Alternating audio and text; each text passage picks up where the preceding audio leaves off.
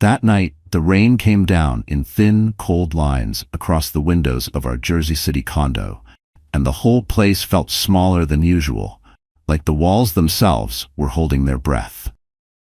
I stood in the hallway, holding my son, Noah, against my shoulder, rocking him gently while listening to the sound of my husband, Scott, pacing back and forth in the living room.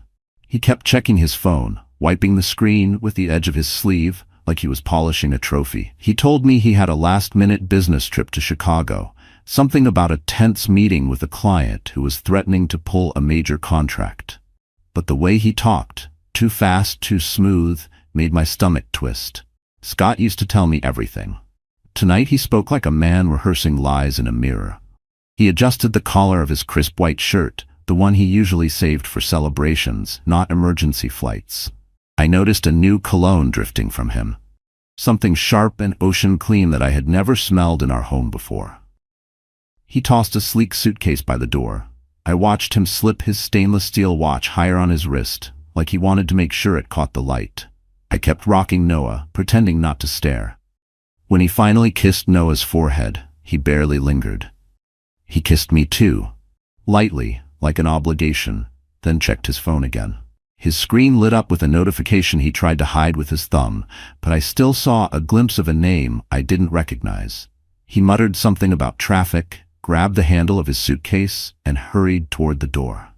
My heart pounded harder when a folded printout fell from his jacket pocket. I bent down and picked it up before he noticed. It wasn't a Chicago flight.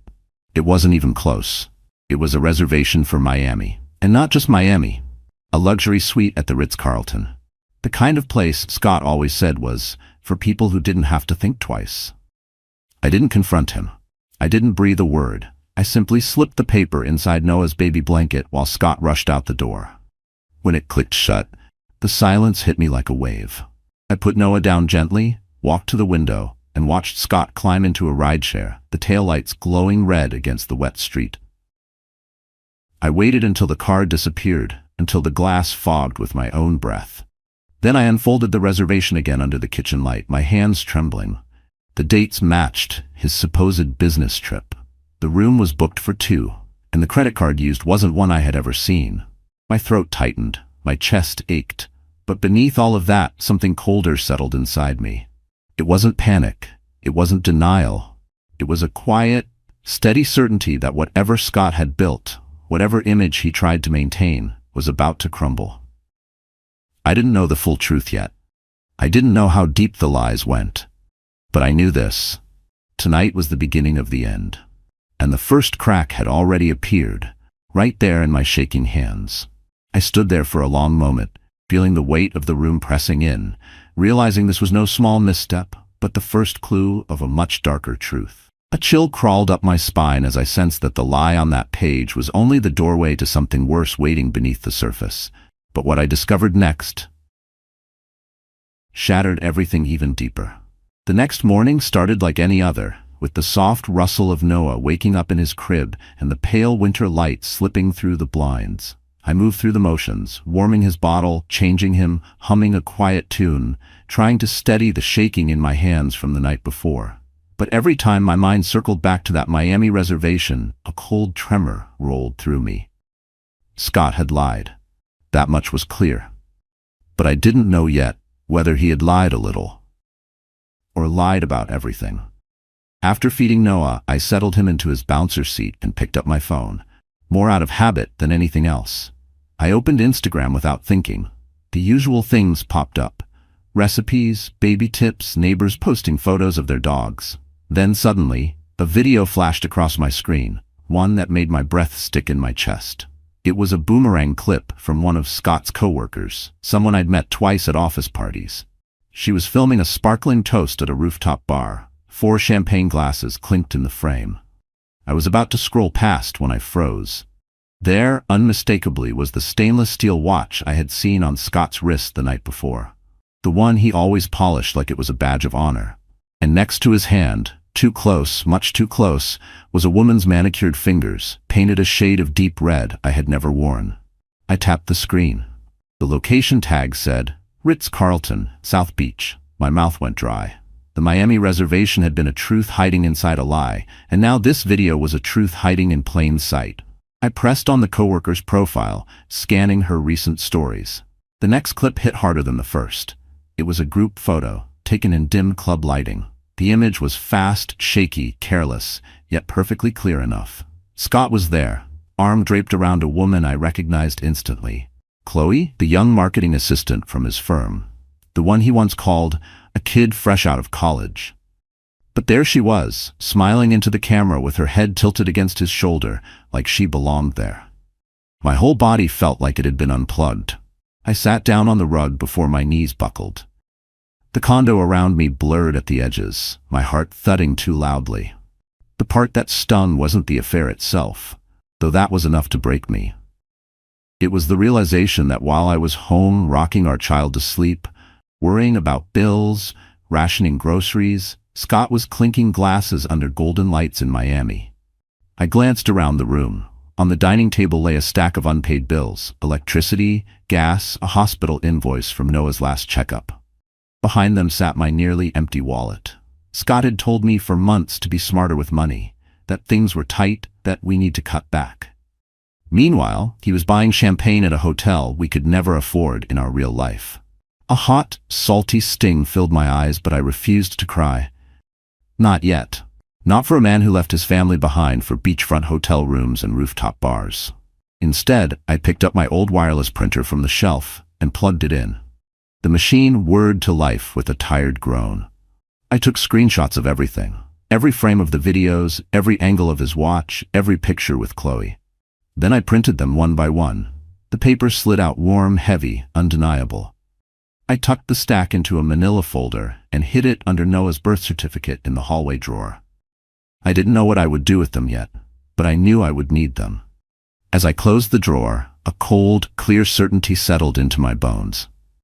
Scott thought he was untouchable, but he had no idea what else I was about to discover, and the next truth waiting for me was far darker than a simple affair. That night, after putting Noah to sleep, I sat alone at the kitchen table with my old MacBook Air, glowing like a single lighthouse in a dark sea. The Miami screenshots were still sitting heavy in the manila folder, but something inside me whispered that the affair was only the surface. Scott didn't just cheat emotionally. Something about his behavior, his tension, his bursts of irritation suggested a larger mess hiding behind that polished exterior he loved so much. I opened our joint bank account, expecting to see the usual small balances. Instead, my breath caught. Several credit cards were nearly maxed out, with payments overdue by weeks. Charges from luxury hotels and expensive restaurants lined the recent activity page. There were late-night charges from Fifth Avenue boutiques I had never stepped into. There were Uber receipts from addresses I didn't recognize. And worst of all, I saw that the payment for Noah's health insurance had been marked terminated. My heart pounded, a hot mix of fear and anger crawling up my spine. I clicked deeper through statements, tracing transactions back months. Then something even stranger appeared, a loan approved in my name from a lender I'd never heard of. The amount was massive, sitting like a dark bruise against the page. I felt the blood drain from my face. Scott had used my identity. I whispered, "Oh my God," as my fingers shook. I searched for emails, any sign of authorization. Nothing. No warnings, no confirmations. Just a debt I never signed for. Noah stirred in the next room, and I pressed a hand to my chest when I heard his soft cry. His tiny voice grounded me. I walked to his crib, soothed him, and stood there in the low light, realizing that the man I married, weighing down our finances, risking our home, risking our son's safety, was someone I didn't know at all. When he told me not to worry about bills, not to look too closely at our accounts, he wasn't protecting me. He was hiding everything. I returned to the kitchen, opened a blank digital notebook, and began documenting every transaction, every charge, every lie. I wrote until the fear in my chest turned into something colder. Then, as I scrolled back through the bank portal, I noticed a pattern. Certain transfers, spaced oddly, labeled with initials I didn't recognize. I Googled the source. It led to a high-risk lending company known for aggressive collection methods. A chill swept through me. This wasn't just debt. This was danger, and Scott had dragged my name into it. My phone buzzed suddenly. A text from an unknown number read, "Reminder, Payment due. Contact immediately. I stared at it, numb. Scott had gambled with my future. I closed my laptop, holding the edges tight as if steadying myself. I knew the affair was real. But now I saw the deeper truth. Scott wasn't just unfaithful, he was reckless in ways that could ruin us. And the next step I took would determine whether I sank with him or escaped while I still could. That realization forced me to sit completely still, listening to the refrigerator hum and the distant traffic outside. I felt the strange calm that comes right before a storm, the kind that tells you life is about to snap in two. I wasn't angry anymore. I was alert, awake in a way I hadn't been in years. Somewhere deep inside, an instinct was rising, telling me to keep digging, despite it. But then I discovered the person who helped him hide it all. And that twist hit even harder. The next morning, I was still shaken from what I'd uncovered. My head throbbed, and my eyes felt heavy from lack of sleep. But the fear pressing against my ribs wouldn't let me rest. I tried to focus on feeding Noah, brushing my hair, pretending to be a normal mother in a normal home. But every time I blinked, I saw that fraudulent loan, those mysterious transfers, and the luxury charges Scott swore he couldn't afford. Around mid-morning, someone knocked on the condo door. 3 sharp taps. I froze. Bill collectors? A neighbor? My heartbeat quickened. I opened it just a crack, and there stood Mark, Scott's longtime coworker and friend. He looked polished as always, wearing a fitted charcoal coat and holding 2 coffees like he had just strolled out of a boardroom. "Hey, Emily," he said smoothly, smiling as if this were a casual visit. "Scott asked me to drop something off." Something in his tone made my stomach tighten. I'd always found Mark charming in an artificial way, but Scott insisted he was one of the good ones. Today, though, there was a sharpness in his eyes I hadn't noticed before. I opened the door wider. "He's not here." "I know," Mark said, stepping inside without waiting for an invitation, placing the coffees on the counter. "Thought I'd check on you. You sounded tense on the phone the other day." I frowned. "We didn't talk on the phone." Mark paused, then laughed lightly as if covering something. Right. Must have been someone else. Busy week." I stiffened. Something was wrong. He scanned the condo with a slow, curious gaze, like he was trying to see if anything was missing or packed. He finally sat down at the kitchen island and leaned forward. "Look, Emily, I'm gonna be honest. Scott's been under pressure. A lot of pressure." I crossed my arms. "From who?" His lips pressed into a thin line. "People you don't want to meet." My breath hitched. Was this a threat? A warning? Mark continued. "Scott's been trying to keep up. House, car, image, clients. And well, sometimes he makes desperate moves. We all do. But he's not a bad guy." A laugh slipped out of me, humorless and sharp. "Maxed out cards, canceled insurance, secret loans in my name? That's not pressure. That's betrayal." Mark blinked, surprised I knew. Then he smiled, slow, unsettling. "You're smarter than he gives you credit for." The room seemed to tilt slightly. I felt a rush of heat in my face. "Did you help him do it?" He didn't answer right away. Instead, he looked at Noah in his high chair, babbling softly. Then he spoke in a lower voice. "Sometimes friends help each other survive." That told me everything. I stepped closer, keeping my voice steady. "What did Scott tell you?" Mark's jaw tightened. "That he needed money fast, that you'd never find out, and that Chloe was just a distraction." A shudder went through me. Not because of the affair, but because Scott had planned his lies with someone else's help. Mark rose from the stool and walked toward me. "Emily, listen. You're a good woman, but you need to be careful. Scott's mess? It's bigger than you think. Bigger than an affair." I held my ground. "How big?" He exhaled slowly, then said something that made my heart thump painfully. "He owes people who don't care about families, and if he can't pay, they come looking." Ice spread through my chest. "So you're telling me to protect myself?" He looked at me with surprising softness. "I'm telling you to wake up before everything collapses." Then he picked up his coat, gave Noah a strange, lingering look, and walked out the door without another word. The silence he left behind felt suffocating. For the first time, I realized Scott's lies weren't just painful, they were dangerous. And what happened that same afternoon proved Mark was telling the truth in the worst possible way. After Mark left, the condo felt colder, heavier, as if his presence had left behind a film of dread on the walls. Noah napped in his crib, and I sat on the couch staring at the door he'd walked through. His warning replayed in my mind. He owes people who don't care about families. Every word echoed like it came from inside a tunnel. I told myself he was exaggerating, maybe trying to scare me, maybe trying to protect Scott. But deep down, something in me knew Mark wasn't lying.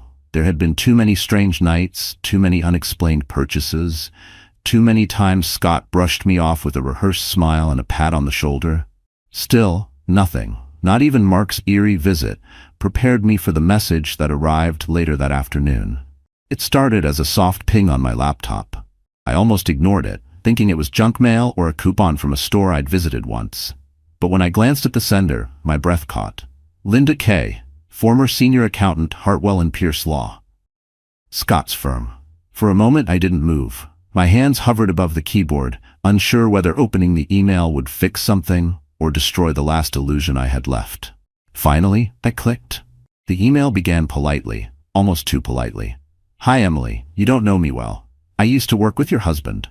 I'm reaching out because I believe you need to know the truth before things get worse. My heart started pounding so hard I could feel it in my throat. I read on. I was let go from the firm 2 months ago. Officially, they said it was department restructuring. Unofficially, I was dismissed because I questioned irregularities in certain financial reports connected to Scott. Irregularities. My fingers went numb. He shifted numbers, hid receipts, manipulated expense categories. I warned him multiple times, quietly, but he told me it was handled. I believed him until I realized he was funneling certain transactions through personal accounts, and one of the names tied to those accounts was yours. I gasped. My legal name, my birth date, linked to transactions I had never approved. Linda continued. I didn't want to get involved in personal matters, but I overheard conversations. He's not just in debt. He's in danger of being investigated, and from what I saw, he's been setting things up so that if anything collapses, it lands on you. Please be careful, and please keep this email confidential. She signed it simply. Linda, I sat there, stunned, staring at the screen until tears blurred the words. Not the hot, angry tears from discovering Miami. No, I cried because this was something deeper, more violating. Scott had used me as a shield, used my name, used my future, and never once looked me in the eye while doing it. I closed my eyes and pressed my fingertips into my temples. I needed clarity. I needed air. But mostly, I needed to protect Noah. I grabbed my phone and walked out onto the small balcony overlooking the gray Manhattan skyline across the river. Cars moved like tiny beads of light. Sirens wailed in the distance. People lived their lives unaware of my world crumbling. My phone buzzed again. A new email from Linda. Just one line. Check the attached file. It's the one they don't know I kept.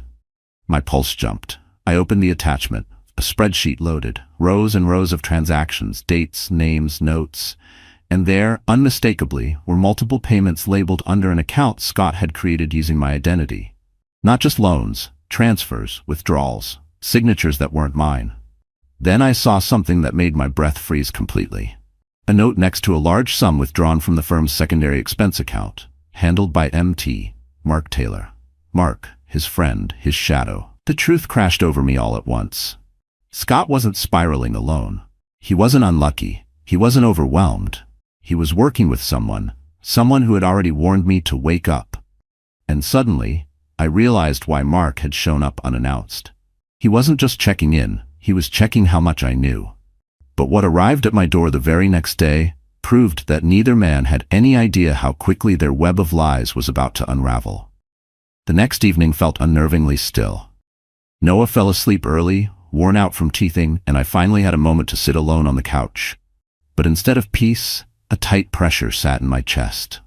I kept replaying Linda's emails, Mark's warning, and the spreadsheet full of forged signatures. Every piece fit together too perfectly and too dangerously. Scott wasn't just cheating. He wasn't just lying. He was building an escape route for himself and leaving me as the fallout target. Around 11 p.m., my phone buzzed. A call from Scott. I didn't want to pick up, but if I ignored him, he'd get suspicious. I let it ring once more before answering. Hey, I said softly. His voice came through the line, loud and upbeat, like he was trying too hard. Just checking on you and Noah. You okay? You sound tired. I'm fine, I lied. Long day. He started rambling about work, clients, Meetings, numbers, none of it making sense. His words slurred slightly, the way they did when he'd had 2 or 3 drinks. I quietly put him on speaker and set the phone beside me. He didn't notice. He never noticed much anymore. I got up to grab a glass of water from the kitchen. When I returned, I realized something. Scott wasn't talking anymore. Someone else was. A woman's voice. Soft, light, annoyed. "Are you seriously calling her right now?" she snapped. "You said you were done with this." "Chloe." My spine stiffened. I stayed silent, holding my breath. Scott whispered harshly, "Relax. I'm just keeping things smooth." "Smooth?" Chloe hissed. "Mark said the money was supposed to be transferred today. You promised him. You promised me." My eyes widened. I sank to the sofa, clutching the edge of a pillow. Scott groaned. "I told you, it's coming. Emily won't look into it. She never does. She trusts me." My blood ran cold. Chloe scoffed. "You're delusional. She looked right through me last time I saw her. She's not stupid, and if she finds out about Miami—" "She won't," Scott snapped louder than before. I pressed my hand over my mouth to keep from making a sound. Chloe's tone turned sharp. "This is spiraling, Scott. Mark is getting nervous. He said if the collectors show up again, he's done covering for you." "Collectors? Mark covering? Money owed?" Pieces snapped together with brutal clarity. Chloe lowered her voice. "You need to get your wife under control before she ruins everything." My heart slammed against my ribcage. Scott muttered something I couldn't hear. Then a door slammed in the background. Chloe must have walked away. I heard muffled footsteps, the creak of a bed, and Scott sighing deeply. He thought he was alone again. He thought no one heard. He thought I was still the woman who trusted him blindly. Then, as if the universe wanted to hammer the truth deeper, Chloe's voice returned, farther away but still clear. "I'm telling you, Scott, if she finds out you used her information for those loans, she will bury you alive." I froze. He didn't deny it. He didn't even hesitate. He simply said, "Then she better not find out." The air in the room felt thin. My stomach twisted so hard I nearly dropped the phone. I ended the call without a word, terrified he'd hear my breathing and realize I'd heard everything.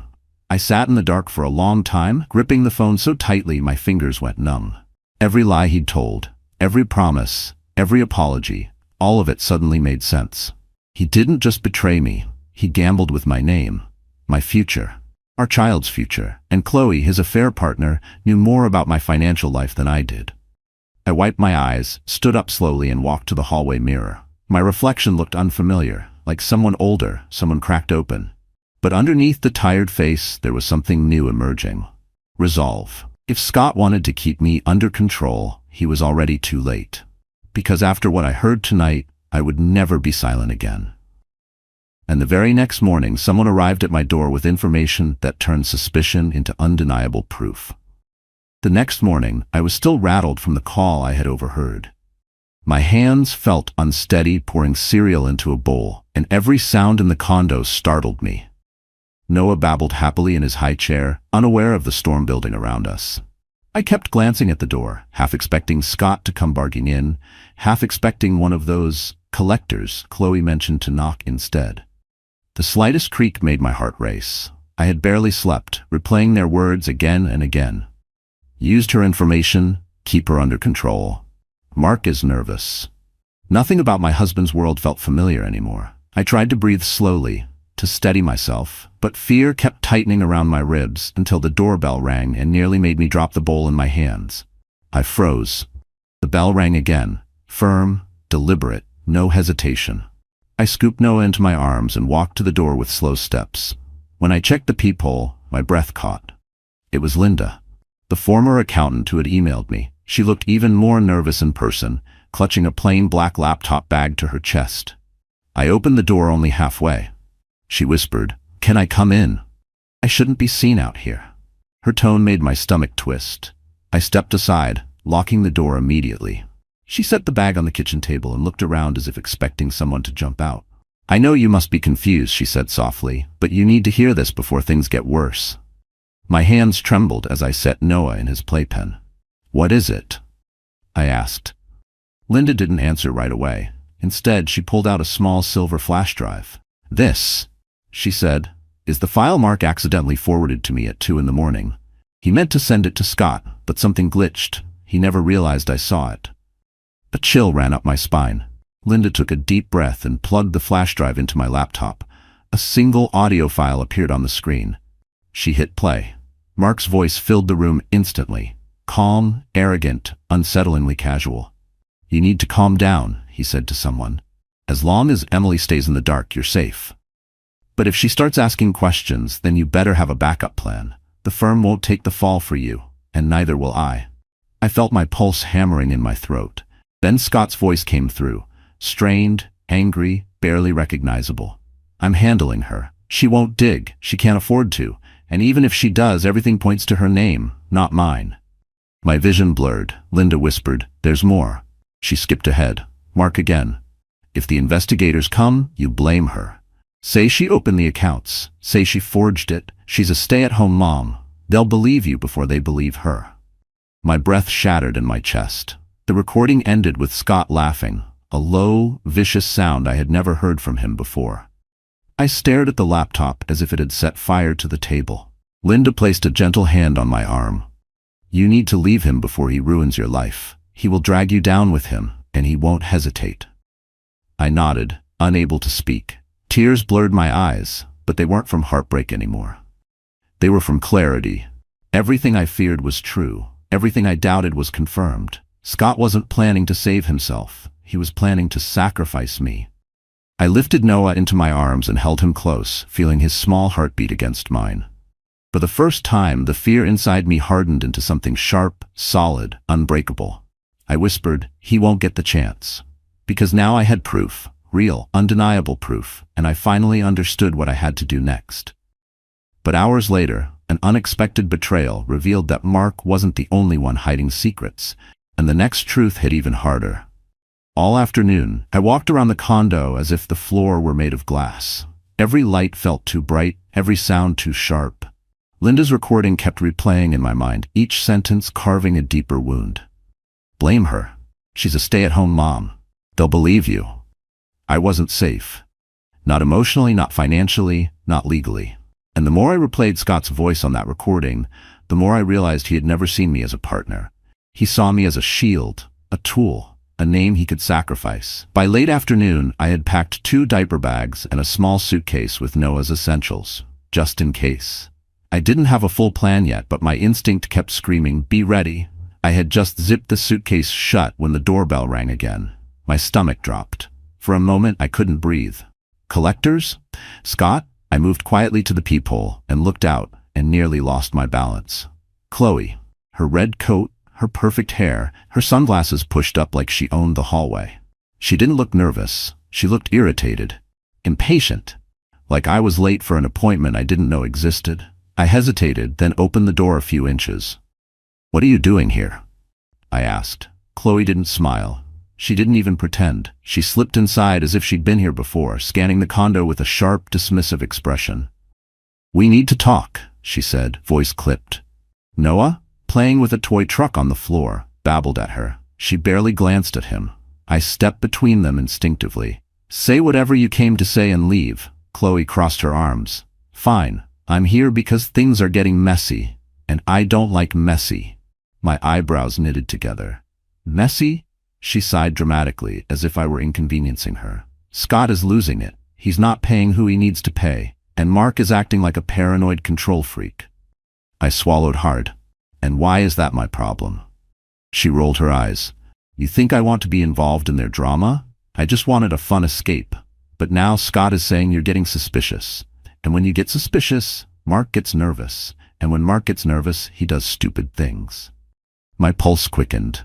"Stupid things like what?" Chloe hesitated. Then she said something I will never forget. "Like planning to move the remaining debt under your name." The room went silent. My ears rang. My hands shook so violently I had to steady myself on the counter. She lifted a shoulder casually. "Look, I didn't sign up for this. Scott told me you never check accounts. He said you're too busy with the baby. But Mark said if investigators start digging, you're the perfect scapegoat. Clean record. No career in finance, easy to blame, easy to crush." My breath left me in a single cold rush. "Why are you telling me this?" Chloe finally looked uneasy. "Because I'm not going down with them," she said. "They're in too deep. If anyone gets caught, They'll turn on each other, and then on whoever's closest. And trust me, you're closer than you think. I stepped toward her, anger rising like heat from the floor. So what? You came here to clear your conscience? She didn't flinch. No, I came here because Mark asked me to keep an eye on you. Then she smirked, a slow, cutting smirk. But now I see you're not as clueless as they thought. My stomach twisted. She grabbed her purse. Fix your situation before they fix it for you. Then she opened the door and left without looking back. I stood frozen. Noah's tiny truck buzzing on the floor, the rain tapping lightly against the window. Chloe's words curled around me like smoke.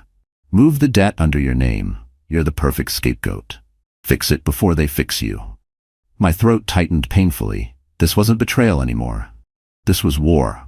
And the next move I made would decide whether I escaped alive or got buried under the lies they built around me.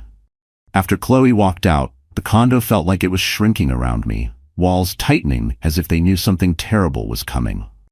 I sank onto the edge of the couch, holding Noah in my lap, feeling his warm weight steady my shaking hands. My ears still echoed with Chloe's warning. Fix your situation before they fix it for you. The words had an aftertaste of danger, like smoke left in the air long after a fire has burned out.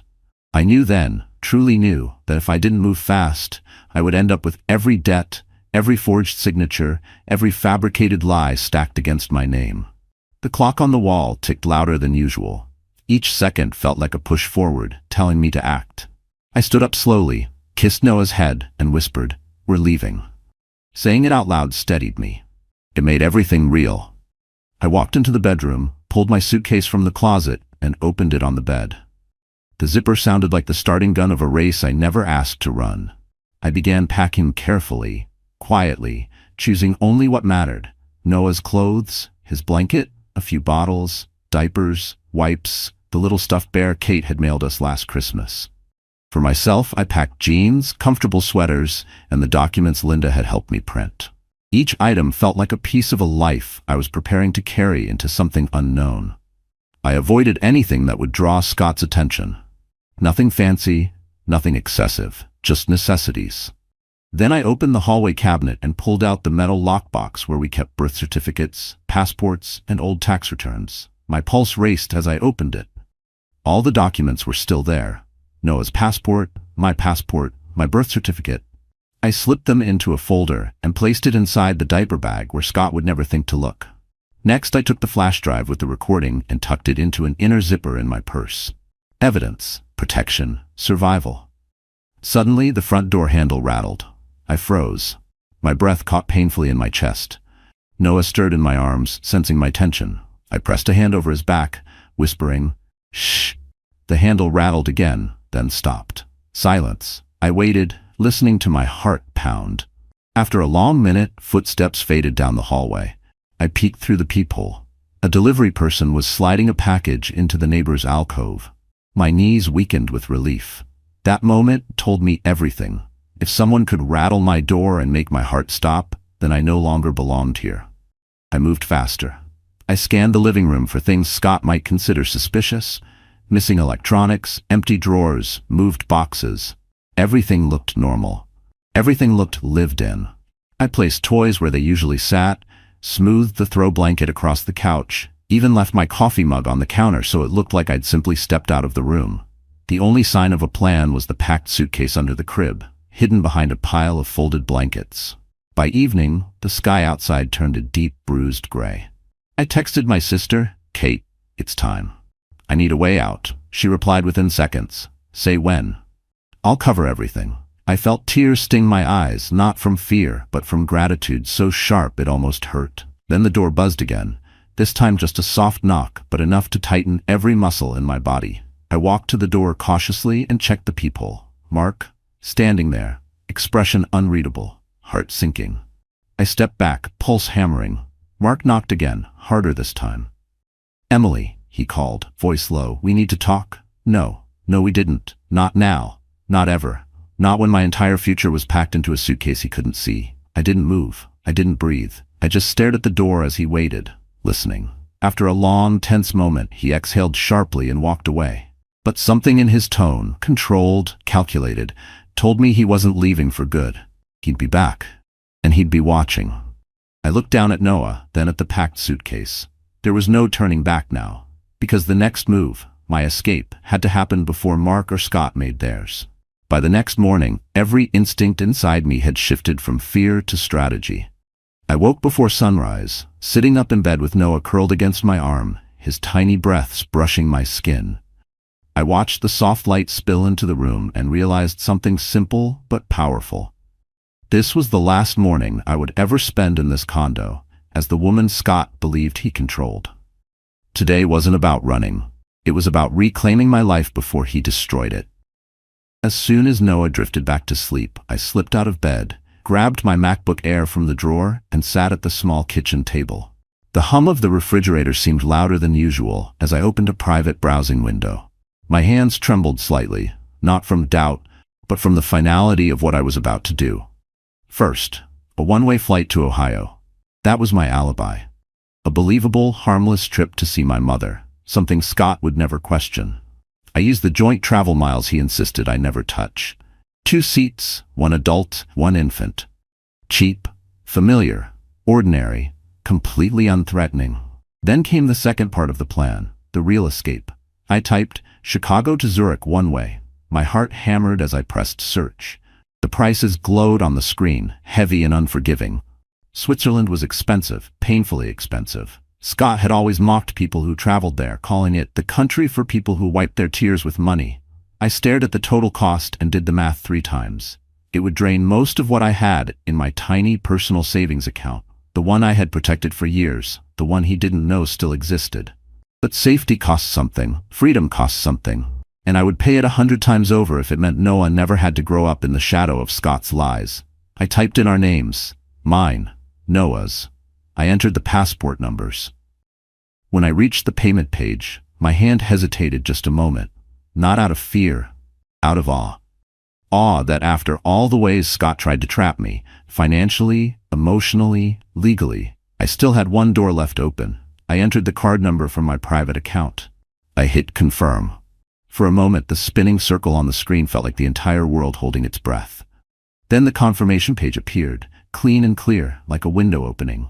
Reservation complete. I exhaled shakily, covering my mouth to keep from crying out. It was real. It was done. We were leaving. I forwarded the tickets to Kate, adding, "Keep these safe. I might need backup copies." She replied instantly, "You're doing the right thing. I'm waiting for you." Just as I closed the laptop, the condo door beeped, Scott unlocking it. My spine snapped straight. I shoved the laptop back into the drawer, slipped the printed Ohio tickets onto the counter, and scooped Noah into my arms just as Scott stepped in, smelling faintly of cologne and ego. "Morning," he said casually, setting his overpriced briefcase on the counter. I forced a smile. I was thinking, maybe I'll take Noah to Ohio for a few days. Mom's been asking to see him. Scott didn't even look up from his phone. "Yeah, sure. Use the joint card." "I used miles," I replied softly. "Great, whatever," he mumbled, already distracted. He didn't notice the tremor in my voice. He didn't notice the packed suitcase hidden behind the crib. He didn't notice the woman standing in front of him wasn't scared anymore. When he finally left for work, shutting the door behind him, I inhaled deeply, so deeply it felt like the first real breath I'd taken in years. I walked to the kitchen table, picked up the printed Zurich confirmation from the hidden folder, and held it for a moment. This was my lifeline, my proof, my quiet rebellion. And what happened next, at the airport, would push everything into motion faster than I ever imagined. The weekend before my planned departure felt unreal, like living inside a movie where everyone else knew their lines except me. I moved through the condo with quiet precision, performing the role of a calm wife while the truth burned beneath my skin. If Scott noticed anything strange, he didn't mention it. Maybe he was too wrapped up in his lies. Or maybe he believed so deeply that he owned my silence that he couldn't imagine me preparing to leave him. Saturday morning started the way he liked it. Coffee brewing, sports highlights on TV, Noah gurgling on his blanket. Scott lounged on the couch in sweatpants, scrolling through his phone like a king surveying his kingdom. I watched him from the kitchen, studying the ease in his posture. It was painfully clear he didn't suspect a thing. In some twisted way, that comforted me. The more he relaxed, the more room I had to maneuver. If he had even an ounce of awareness, he would have noticed how differently I looked at him. Not with love, not with anger, but with the cold clarity of a woman who has seen behind the curtain and found only rot. Around noon, he suggested we order lunch. He waved his iPhone lazily and said, "Get something nice, you deserve it." The hypocrisy nearly made me choke. I nodded, pretending to browse options. As he turned back to the game, I quietly slipped into the bedroom and checked the suitcase hidden behind Noah's crib. Still untouched, still safe. When I came back, Scott didn't even ask where I'd been. That afternoon, he grew restless. "I gotta step out for a bit," he said, already grabbing his jacket. "Mark wants to go over some paperwork." His tone was too casual, too light. Any other weekend, I might have believed him. But now, knowing the truth, I followed him to the window and watched as he hurried into the elevator with urgency that had nothing to do with paperwork. I didn't care where he went. I only cared that he was gone long enough for me to prepare the next piece of my escape. While he was out, I packed a smaller bag, one I could grab quickly if something went wrong. Inside, Noah's passport, the flash drive, the emergency cash Linda advised me to withdraw, and the printed Zurich tickets folded between 2 diapers. I hid the bag under the stroller, tucked so far behind the seat that no one would notice, unless they knew to look. When Scott returned, smelling like expensive whiskey and someone else's perfume, I didn't ask questions. He didn't volunteer answers. We slipped back into the roles we had long perfected. Him pretending to be a tired husband doing his best, me pretending to believe him. Sunday morning was colder. Dark clouds hung over the skyline like a warning. Scott made pancakes, burnt on the edges the way he always made them, and hummed an off-key tune while flipping them. I forced myself to eat, to smile, to nod at his stories.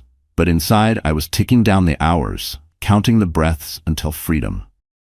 In the afternoon, I watched him playing with Noah on the floor. For a brief second, a memory washed over me, how hopeful I'd once felt when we first brought our baby home. I wondered if some tiny part of that man still existed inside him. But then he grabbed his phone, smirked at a message, and the illusion shattered like thin glass. By evening, he announced he was heading out again. "Just for an hour," he said. He didn't look back as he closed the door. I watched him depart, the empty hallway swallowing him whole. Something about that moment chilled me. It felt symbolic, like the universe drawing a line between who he was and who I was about to become. As the elevator doors shut, I whispered to Noah, "That's the last weekend we ever wait for him."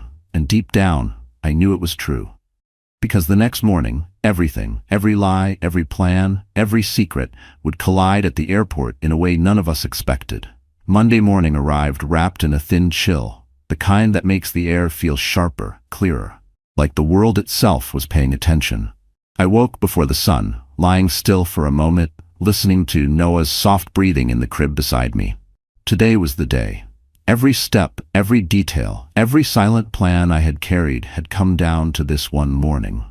If anything slipped, if Scott sensed even a hint of what I was about to do, everything would collapse. I couldn't afford a single mistake.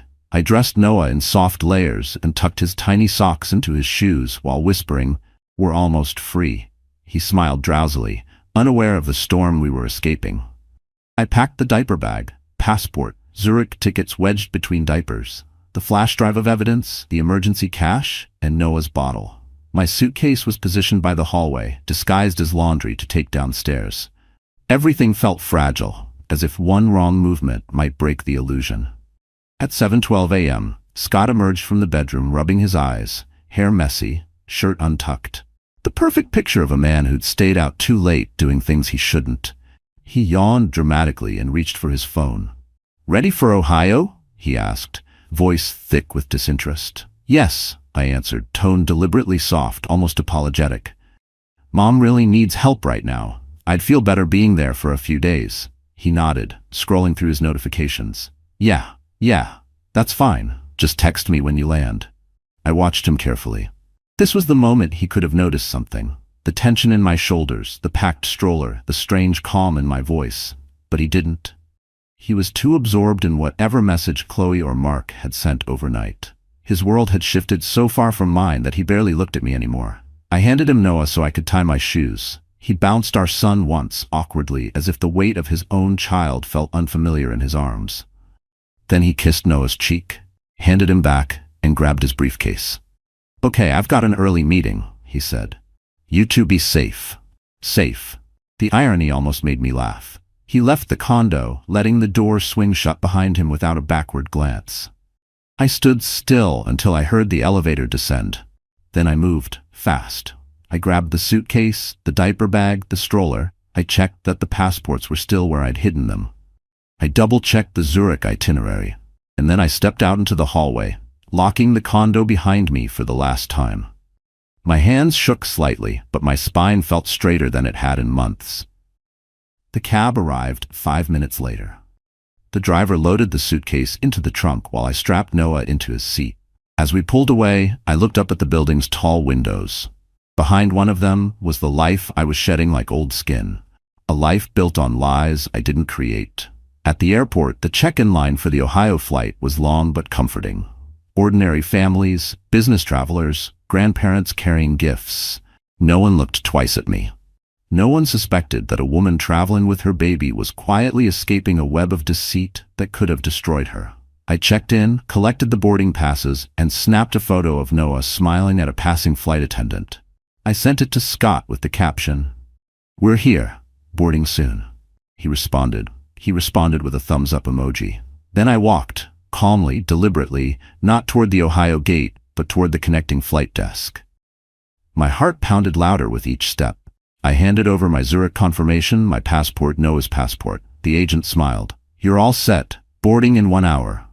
I exhaled, knees weakening with relief. We found a quiet corner near the window. Outside, planes glided across the tarmac, their wings cutting the sky. Noah pressed his hands to the glass, fascinated by the movement. I kissed the back of his head. "We did it," I whispered. But just as I allowed myself that tiny breath of victory, my phone buzzed with a notification that made my blood run cold.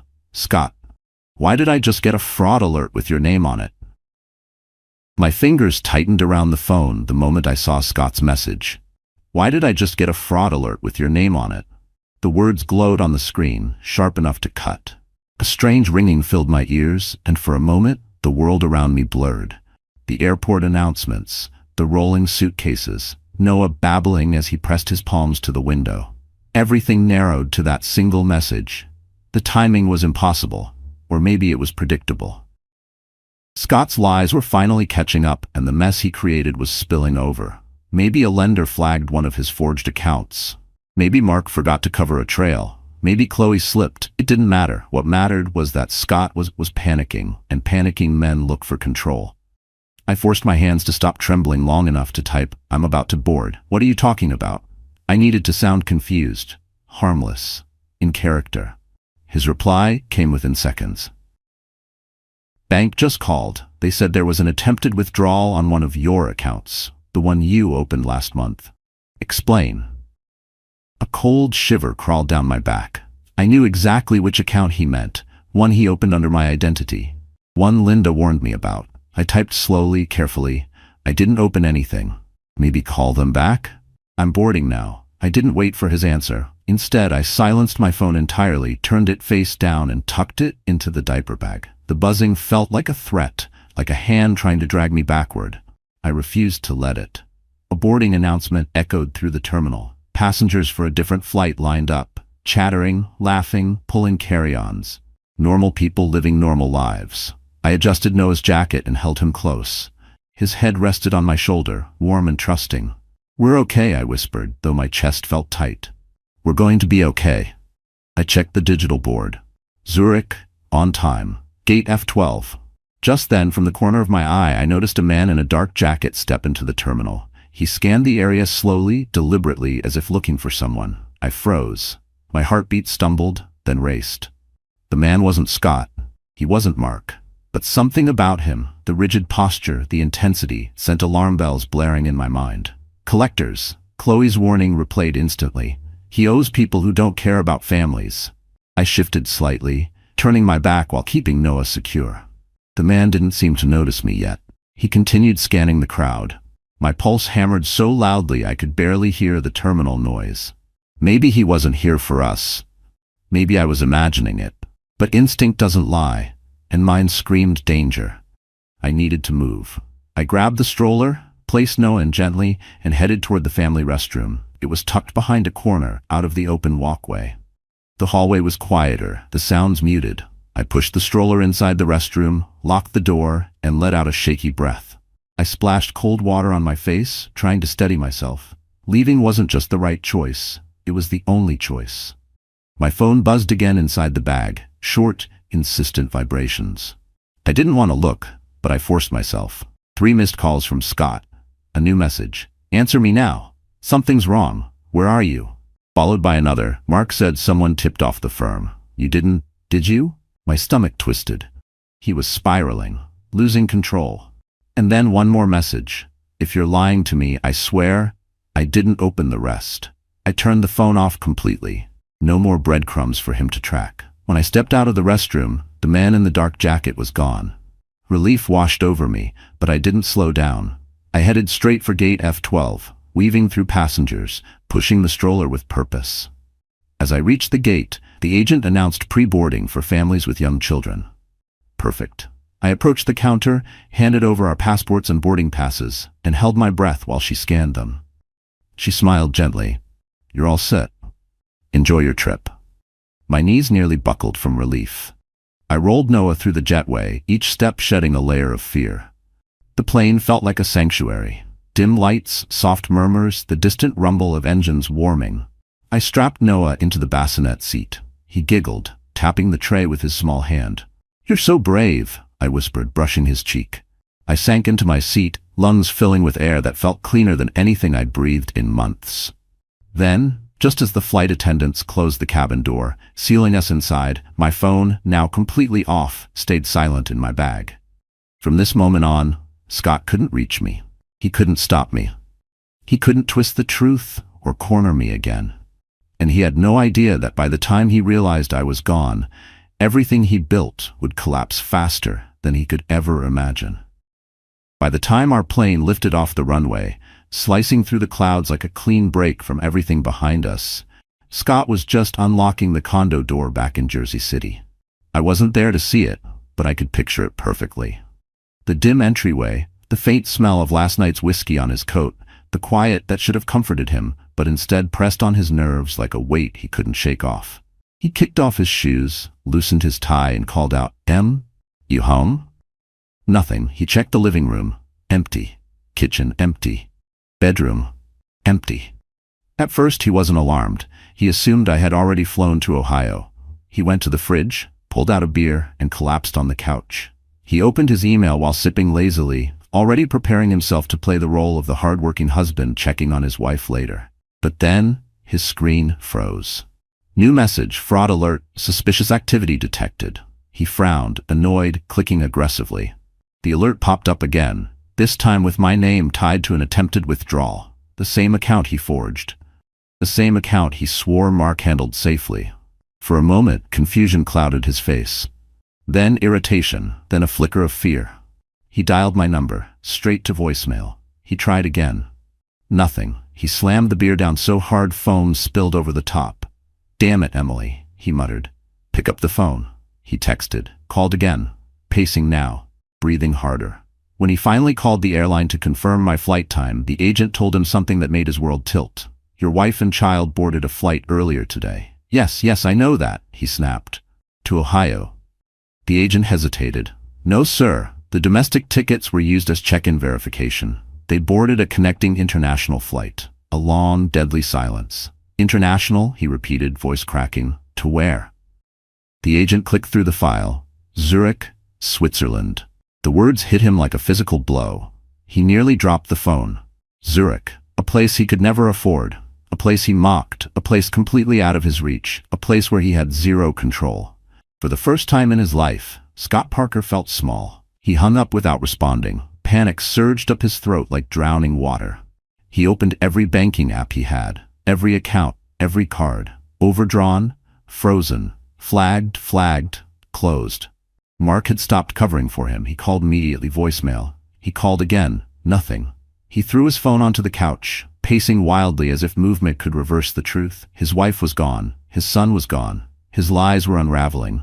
and he couldn't afford a single step required to chase them. He rushed to his computer, typing frantically. Zurich flights, last-minute tickets, credit card options, but every attempt ended the same way. Declined. Declined. Declined. He tried calling the bank, screaming into the receiver. He called the airline again. He called a third credit card company. He called his firm's financial manager. He called Mark 15 times. Every answer was either automated or non-existent. Scott had built a life that revolved around image. The Rolex, the Mercedes, the tailored suits, the champagne rooftops, the Ritz-Carlton selfies. But when he needed something real, money, trust, loyalty, access, he had nothing left. Reality finally landed its blow. He sat on the living room floor, hands gripping his hair, chest heaving. The condo around him, once a stage for his carefully curated life, now looked barren, cheap, hollow. Because without me, without Noah, without the illusion of control, he had nothing. And then his phone buzzed one last time, a message he didn't expect, from an unknown number. "We need to talk, you owe us, and your friend Mark isn't picking up." Scott froze. Collectors, his breath stuttered. Everything he feared was now at his door. And he didn't know it yet, but the worst was still coming, because his downfall had only just begun. When our plane landed in Zurich early the next morning, the cabin lights glowed soft and golden, as if welcoming us into a world untouched by the chaos we had fled. The moment I stepped onto the jet bridge, cold, crisp air rushed against my face, clean in a way New Jersey air never felt. Noah blinked sleepily in my arms, cheeks pink from the long flight, fingers curled around the collar of my sweater. I whispered, "We made it, baby," more to myself than to him. The airport was quiet, almost serene, no shouting, no rushing crowds. Everything moved with a calm efficiency that felt like a balm after months of living in tension. I followed the signs through the terminal, heart pounding not from fear this time, but from the strange, unfamiliar feeling of safety. Then, as I turned the corner toward baggage claim, I saw her. Kate, my older sister, stood there in a navy coat, hair pulled into a soft bun, eyes already shining with tears. She dropped her tote bag and hurried toward us, arms outstretched. "Oh my God, Em," she breathed, pulling me into a tight hug without disturbing Noah. "You're really here." The dam inside me cracked. My throat tightened, my eyes stung, and I sank into her embrace with a desperate relief I didn't know I'd been holding back. "I didn't know if I'd make it," I whispered. "You did," she said firmly, "and you're safe now." We walked through the terminal together, her hands steady on my shoulder. Noah reached for her hair, and she laughed softly, kissing his forehead. The moment felt unreal, peaceful, ordinary, something I hadn't felt in months. Outside, the air carried the scent of snow and pine. The mountains stretched faintly in the distance, their silhouettes like quiet guardians watching over us. Kate loaded my suitcase into the back of her car while I strapped Noah into the car seat she had already installed. She had prepared for everything. "Let's get you home," she said. Home. The word made my chest ache. Her apartment sat near Lake Zurich, a peaceful place with cobblestone paths, tidy buildings, and warm yellow lights glowing from windows even in the early morning. The guest room had a crib waiting, fresh sheets, soft blankets, a little stuffed lamb on the pillow. I stood there staring at it, overwhelmed by how different this place felt from the cold condo I had just escaped. Later, after a shower so hot it felt like it melted weeks of fear off my skin, I sat with Kate at her kitchen table. She poured me herbal tea, the steam rising like a quiet promise. "Show me everything," she said gently. I pulled out the folder, bank statements, the forged signatures, screenshots, and the flash drive with the recording. She listened without interrupting, jaw tightening as I described each lie, each betrayal, each danger. When I finished, she reached across the table and took my hand. "We're gonna fix this," she said. "You're not alone." For the first time in so long, I believed it. That afternoon, we took a slow walk along the lake. Snowflakes drifted lazily from the sky, landing on Noah's hat and making him giggle. I held him close, breathing in the clean air, feeling my shoulders finally loosen. Everything felt possible. But even in this peace, my phone, now turned back on, vibrated non-stop inside my coat pocket. I didn't have the heart to look yet, but I knew the chaos waiting on the screen wasn't going anywhere. Instead, I focused on Noah's laughter, the swans gliding across the lake, and the quiet promise that we were starting something new. Later that evening, After putting Noah to sleep, I finally checked the phone. Dozens of missed calls from Scott, messages growing frantic, then angry, then desperate. But one message, one number stood out from the rest. An unknown sender. A single line. "We need information about Scott Parker. Call immediately." My breath caught. It wasn't Scott. It wasn't Mark. It wasn't a collector. It was from an international investigations unit, and their involvement would turn Scott's world into ashes far quicker than I ever could. I stared at the message for a long moment. My breath caught somewhere between my chest and throat. "We need information about Scott Parker. Call immediately." It wasn't phrased like a threat. It wasn't phrased like a warning. It sounded official, clinical, like someone knocking on a door with a badge hidden under their coat. I showed the message to Kate as she wiped down the kitchen counter after dinner. Her eyes narrowed instantly. "That's not a collector," she said. "That's someone who knows what he's been doing." I swallowed hard. "Should I call?" Kate nodded slowly. "Call, but don't give them everything until you know who they are." My hands trembled slightly as I dialed the number. It rang twice before a calm, professional voice answered. "This is Agent Lane with the Financial Crimes Task Unit. Is this Emily Parker?" "Financial crimes." The two words pressed like cold fingers on the back of my neck. "Yes," I whispered. "We received multiple flagged reports related to your husband's financial activity," he continued.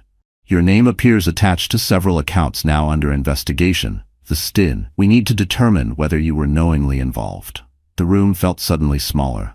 Kate mouthed, "Put it on speaker." I did. "I didn't open those accounts," I said quickly. "I didn't authorize anything. Scott forged my information." "We suspected that," Agent Lane replied. "And your sudden exit from the country raised concerns, though now it appears you left for safety. Are you able to confirm your current location?" Kate shook her head no vigorously. I kept my voice steady. "I'm with family. That's all I can say for now." "That's fine," the agent answered calmly. "Mrs. Parker, your cooperation could protect you and your child. We have reason to believe your husband is part of a fraudulent expense scheme involving others at his firm.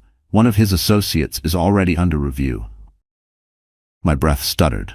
"Mark," Agent Lane continued, "we received a tip 2 weeks ago, but we didn't have enough evidence.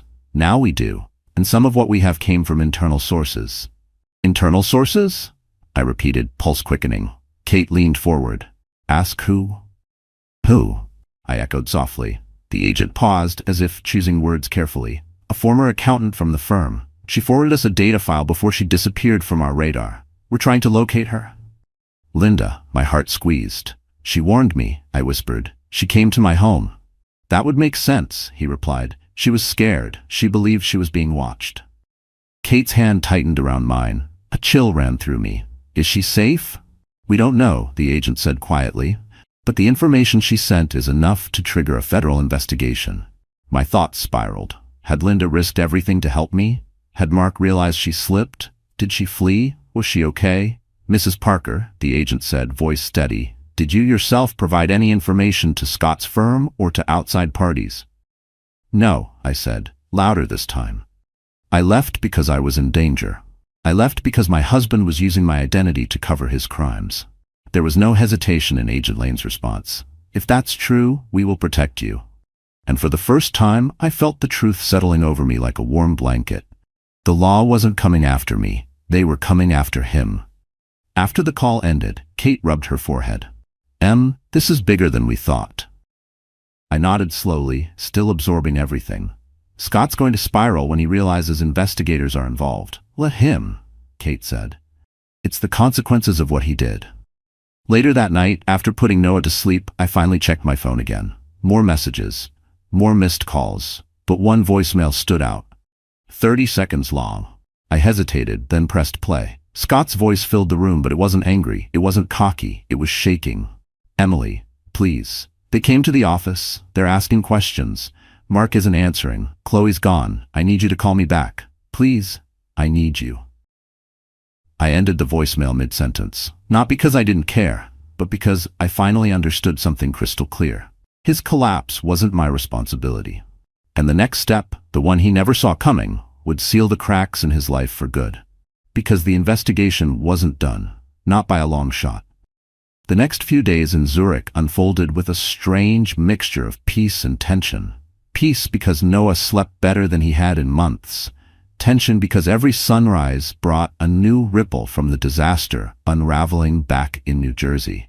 I tried to keep things gentle and calm for Noah. Walks by the lake, warm meals with Kate, quiet mornings with coffee by the window. But underneath all of it, I could feel the pressure building, like thunder gathering behind a mountain. On the fourth morning after arriving, I woke to a stream of messages. Missed calls, frantic texts, and finally a subject line in Scott's tone of pure panic. Urgent. Call me now. I didn't open it. Not at first. I took my time feeding Noah, letting him play with his toy lamb, savoring the warm smell of oats and fruit. Only when Kate came in and nodded, "Okay now," did I sit down at the table and open the message. What I read made my blood run cold. "Emily, they froze all my accounts. I can't access anything. They took my laptop. I'm being questioned. They said I'm a flight risk. A flight risk. I need you to tell them I'm not running. Tell them I'm innocent. Please, please pick up your phone." A flight risk. That meant exactly what I thought it meant. I opened the next message. "They flagged my passport. I was supposed to meet with someone today and they stopped me at the airport. I can't leave the country. They're saying I'm part of a fraud scheme." His world was collapsing faster than even I imagined. Kate let out a low whistle. They move quickly when they have what they need. And they did. The recording, the forged accounts, the transfers, the expense manipulation, Linda's files, my confirmation of identity theft, it all pointed to Scott. My phone buzzed again, a voicemail. Even before playing it, I knew this version of Scott wouldn't sound like the arrogant man who walked around believing everyone else owed him something. I pressed play. His voice cracked immediately. "Emily, I need you. They're saying I did this on purpose. They think I used your name to hide it. You have to help me. Tell them I'm not dangerous. Please, they're talking about charges. Federal charges." He inhaled shakily, clearly trying to steady himself. "They said Mark left the country. They can't find him. They think I'm next. But I can't go anywhere. They banned me from leaving. I'm on a list. His voice broke. "Please, Emily, I can't lose my job. I can't lose everything." But he already had. I stopped the voicemail before it finished. For a moment, I said nothing. I didn't cry. I didn't shake. I simply stared at the screen, absorbing the truth. This was the consequence of his choices. This was the reality he built with every lie. This was the end he had carved for himself. Kate placed a cup of tea next to me and sat down. "You don't owe him anything," she said gently. And I knew she was right. He hadn't worried about losing me when he lied. He hadn't worried about his son when he canceled insurance. He hadn't worried about legality when he forged my name. He hadn't worried about safety when he talked about keeping me in line. He never worried about anything but himself. Later that afternoon, an email arrived from Agent Lane. "Mrs. Parker, we have formally designated you as a protected cooperating party. Mr. Parker is under travel restriction pending further investigation. We may request official statements in the coming weeks. Protected. Cooperating, not suspect, not complicit, not powerless." I read the email twice, letting every word soak into the parts of me Scott had tried to weaken. Then I did something I never thought I would do. I replied, "I'm willing to assist fully." After sending the message, I held Noah close and kissed the top of his head. The weight that lifted from my chest felt almost unreal, like exhaling after holding my breath for years. Scott was cornered. Investigators had him. Mark had vanished. Chloe had cut ties. Every door he once used to escape had slammed shut. And while his world shrank into a cage of consequences, mine was expanding. Because tomorrow would bring an unexpected kindness, a chance meeting that would change everything for me and Noah in a way Scott never saw coming. And that encounter would be the beginning of a life he could no longer touch. On the fifth morning in Zurich, the sky opened with a gentle snowfall, thin white flakes drifting lazily past the window like a slow, peaceful curtain. I bundled Noah into his soft blue jacket, tucked him into the stroller, and decided to take him for a walk along the lake while Kate went to a doctor's appointment. The cold air felt clean, almost sweet, filling my lungs with something I hadn't tasted in months. Relief untainted by fear. The lake shimmered beneath the gray sky, swans gliding gracefully across the surface like white strokes on glass. Noah giggled every time one flapped its wings, tiny boots kicking happily. I pushed the stroller along the path, letting the quiet sink into my bones. Each step felt steadier than the last. Then, near a wooden bench dusted with snow, I noticed a man kneeling beside an elderly woman, adjusting her scarf and tightening the wheels on her walker. His movements were gentle, patient. He had dark hair, a warm jawline roughened with morning stubble, and a long coat that looked practical rather than showy. When he stood, he caught me watching. Rather than looking embarrassed or defensive, he simply smiled, soft, open, unhurried. "Cold morning," he said, nodding politely. I nodded back. "Beautiful, though." He glanced at Noah, who was staring up at him with wide, curious eyes. "Hey there, little guy," he said kindly. Noah laughed. I couldn't help smiling. He likes friendly faces. "Well, then he must be a good judge of character," the man replied with an easy, gentle tone that didn't try too hard. The elderly woman patted his arm. "He's always helping people," she said proudly. "This one here, he has a good heart." He chuckled. "I'm her son," before she makes it sound like I rescue strangers for sport. He extended a gloved hand toward me. "I'm Daniel." His palm was warm even through the fabric. "Emily," I said softly. "Pleasure," he replied. "You visiting or living here?" It was such a simple question, but for a moment, my throat tightened. How do you explain running from a marriage, escaping forged crimes, slipping across an ocean to save your child? "Staying with my sister for a while," I said carefully. Daniel nodded, not pressing. "Zurich's a good place to breathe, slower, quieter." "That's exactly what I needed," I admitted. We talked for a few moments, about the snow, about the best bakeries, about the way Swiss trains always arrived on time.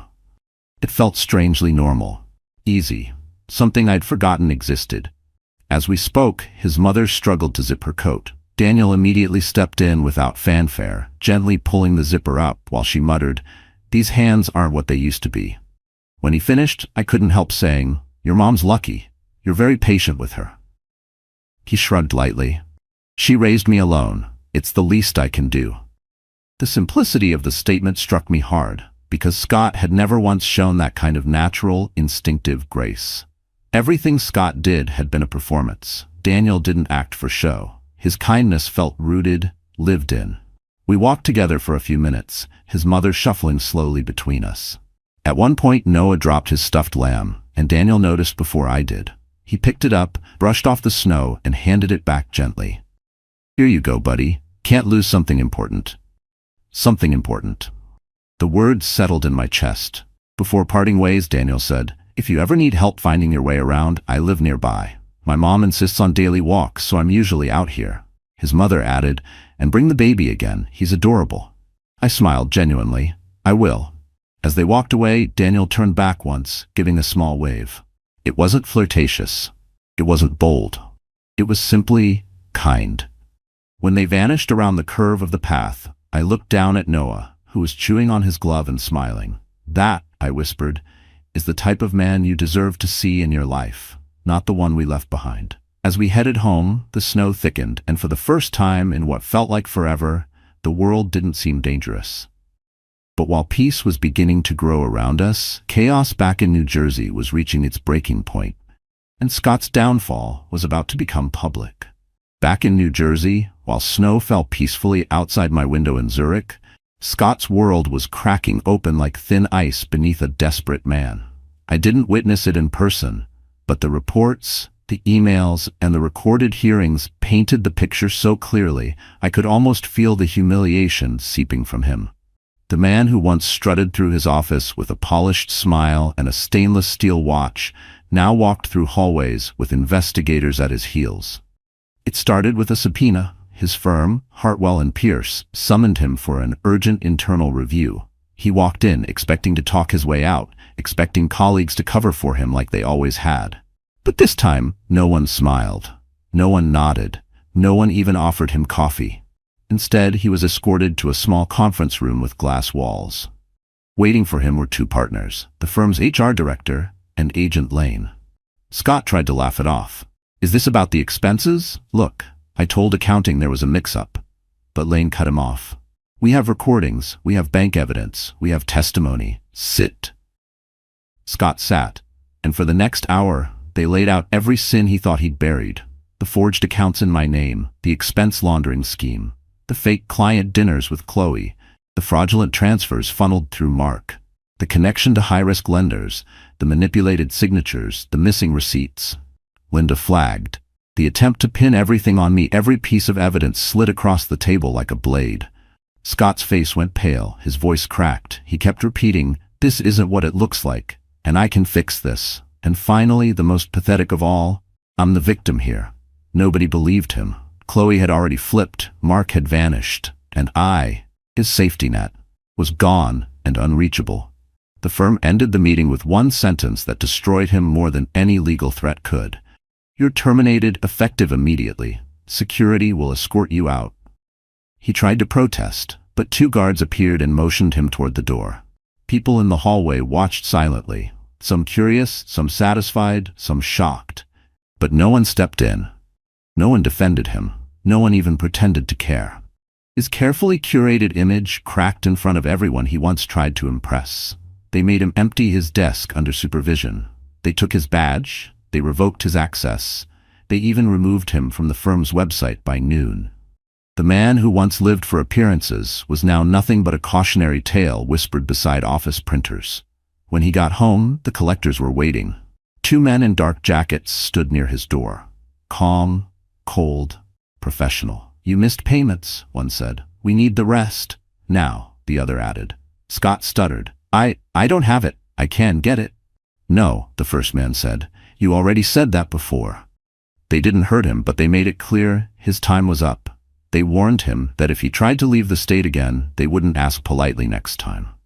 Shaking, Scott slammed the door behind them. He collapsed on the living room floor, surrounded by overdue bills, frozen accounts, and an empty silence he had never felt before. Then came the final blow. A formal letter from the court. Travel restrictions reaffirmed. Passport locked. Investigation ongoing. Potential charges pending. And below, one line written with ice-cold precision. Child custody considerations will depend on the safety and stability demonstrated by the parties involved. Scott knew what that meant. He had already lost me. He was losing his son, and soon he would lose everything else. That same evening, while Scott paced a small, dim condo drowning in the echoes of his own lies, I stood in a warm Swiss kitchen helping Kate prepare dinner. Noah laughed as he banged a wooden spoon on a bowl. The scent of fresh bread filled the air. Soft music played from the radio. Peace. Something Scott had never given us. As I rocked Noah to sleep that night, I whispered, "You will never live in fear again." Because his father, the man who thought the world owed him forgiveness, was finally facing the consequences he tried so hard to place on me. And tomorrow, in a courtroom thousands of miles away, I would speak the truth that sealed his fate forever. The morning of the custody hearing felt unreal, like standing at the edge of a cliff while sunlight finally warms your back. I sat at Kate's dining table in Zurich, Noah playing on the floor beside me, waiting for the video call to begin. The screen glowed softly, reflecting the calm I didn't fully feel yet. Today was the day everything would be decided, not just legally, but emotionally, spiritually, in every way that mattered. Today was the day Scott would face the truth he spent years running from. Kate placed a comforting hand on my shoulder. "You're ready," she said. "You've been ready for a long time." When the call connected, the courtroom appeared on screen. Bright lights, dark wooden tables, a judge with tired eyes, and then Scott. The sight of him almost startled me. He looked thinner, older, shoulders hunched like someone carrying a weight he couldn't set down. His once perfect hair was unkempt. His eyes darted nervously. This wasn't the man who strutted through Manhattan pretending he was untouchable. This was a man stripped bare. "Mrs. Parker, can you hear us?" the judge asked. "Yes, Your Honor," I said, my voice steady even as my heart raced. We began. My lawyer presented the documentation, the forged accounts, the fraudulent transactions, the canceled insurance, the recording of Scott discussing how to manage me. Every piece of evidence built a wall he couldn't climb. Scott's lawyer tried to interrupt, tried to argue stress, pressure, misunderstandings, but the judge raised a hand. "Mr. Parker," she said sharply, "the pattern here is deliberate." Then Agent Lane stepped into frame, calm, professional. Holding a folder I recognized. "Your Honor, our investigation confirms that Mrs. Parker had no knowledge of any fraudulent activity," he said. "However, Mr. Parker engaged in repeated attempts to shift responsibility onto her. He also demonstrated intent to flee before his passport was flagged. Scott's face collapsed at the word flee. Then came the moment I had feared most, giving my statement. I breathed in slowly. For years, I began, I tried to make our home a safe place. I trusted Scott. I believed in him. But he didn't just break our marriage, he endangered our son. He forged my name. He risked our future. And he lied so easily that I stopped recognizing the man I married. Leaving wasn't revenge. It was survival. A long silence followed. The judge finally turned to Scott. "Do you have anything to say?" His voice cracked. "Emily, I just want my family back." I stared at him, feeling nothing. No hatred, no longing, only a quiet, tired finality. "My family," I said softly, "is safe. That's what matters." The judge straightened her papers. "The court awards full physical and legal custody of the child to Mrs. Parker. Mr. Parker will have supervised virtual visitation pending further outcome of the federal investigation. Financial restitution is ordered. Travel restrictions remain. Court adjourned." It was done. Scott's mouth fell open. His lawyer whispered frantically. But the decision echoed like a closing door, a heavy final sound marking the end of his control. I ended the call and stared at my reflection on the black screen. Free. I was finally free. Noah crawled into my lap and giggled, completely unaware he had just gained a safer, brighter future. Kate burst into tears and hugged us both. "It's over, Em. You did it." Later that week, Daniel visited with his mother, carrying a small bouquet of winter flowers. He smiled gently when he saw Noah playing with the wooden spoon again. "I heard the ruling went well," he said, eyes warm. "I'm glad." His mother added with a wink. "He was pacing around all morning waiting to hear." I blushed, feeling something soft, something new, bloom quietly inside me. That night, standing by the lake with the moon reflecting off the water, I whispered to Noah, "We made it. This is our life now, and no one can take it." Scott's world had collapsed, exactly as he built it, on lies. Mine was rebuilding, slowly, beautifully, on truth. And that was the ending he could never rewrite. Never chase, never afford to touch again. And just like that, our story comes to an end. But hey, my dear friends, you're still here with me, right? If you've stayed all the way to this moment, maybe something in this journey touched your heart in a quiet, personal way. Maybe you saw a piece of yourself. In the fear, the courage, the breaking, and the rebuilding. Life often tests us in ways we never expect, and as Marcus Aurelius once wrote, what stands in the way becomes the way.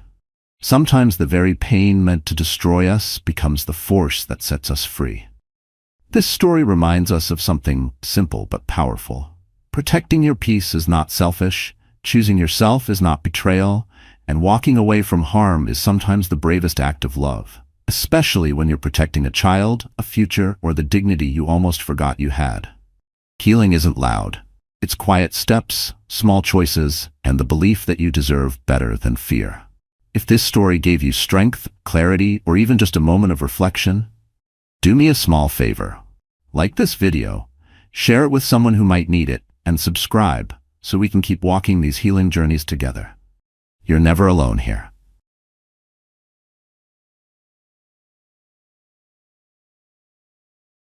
The cardboard box hit the marble floor with a hollow thud, spilling baby formula and diapers across the foyer of the mansion where she lived for 3 years.